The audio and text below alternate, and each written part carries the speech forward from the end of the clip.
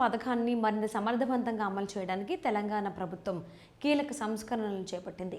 ఇందులో భాగంగా ఇందిరమ్మ ఇళ్ల యాప్ను పూర్తిగా అప్డేట్ చేసి అత్యాధునిక సాంకేతిక మాడ్యూళ్లను ప్రవేశపెట్టింది.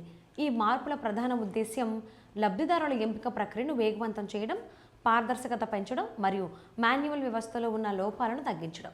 ఇప్పటి వరకు లబ్ధిదారుల ఎంపికలు ఎక్కువగా మాన్యువల్ విధానాలపైనే ఆధారపడటం వల్ల ఆలస్యం, డేటా ఎంట్రీలో పొరపాట్లు, మధ్యవర్తుల జోక్యం వంటి సమస్యలు ఎదురయ్యేవి. ఈ సమస్యలను దృష్టిలో ఉంచుకుని ప్రభుత్వం యాప్లో కొత్త ఫీచర్లను జోడించింది. ఇప్పుడు అధికారులు లబ్ధిదారుల వివరాలను యాప్లో నమోదు చేసిన వెంటనే అవి ఆటోమేటిక్గా సంబంధిత అధికారులైన ఎంపీడీఓలు, మున్సిపల్ కమిషనర్లకు చేరతాయి. వారు ప్రాథమిక పరిశీలన పూర్తి చేసిన తర్వాత ఫైల్ కలెక్టర్ల ఆమోదానికి వెళుతుంది.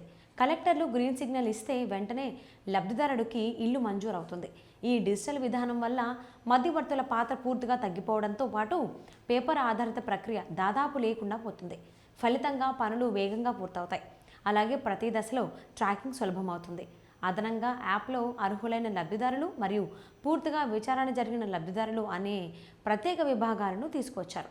దీనివల్ల ఎంపిక ప్రక్రియ మరింత స్పష్టంగా, పారదర్శకంగా ఉంటుంది. ఇక ప్రజల నుంచి వచ్చిన ఫిర్యాదులను కూడా ప్రభుత్వం పరిగణలోకి తీసుకుంది. ముఖ్యంగా L3 జాబితాలో అన్యాయంగా చేర్చారని వచ్చిన అభ్యంతరాల నేపథ్యంలో యాప్లో కొత్తగా L3 నుంచి L1 మార్పు ఆప్షన్ను అందుబాటులోకి తీసుకొచ్చింది. దీని ద్వారా సరైన ఆధారాలు సమర్పించిన వారు తిరిగి అర్హుల జాబితాలోకి చేరే అవకాశం ఉంటుంది. దీంతో నిజమైన లబ్ధిదారులు ఎలాంటి నష్టానికి గురికాకుండా చూడటం జరుగుతుంది. అలాగే లబ్ధిదారులకు బిల్లుల చెల్లింపులు ఆలస్యం కాకుండా చూసేందుకు కూడా యాప్లో సాంకేతిక మార్పులు చేశారు. టెక్నికల్ సమస్యలు రాకుండా వ్యవస్థను బలోపేతం చేశారు.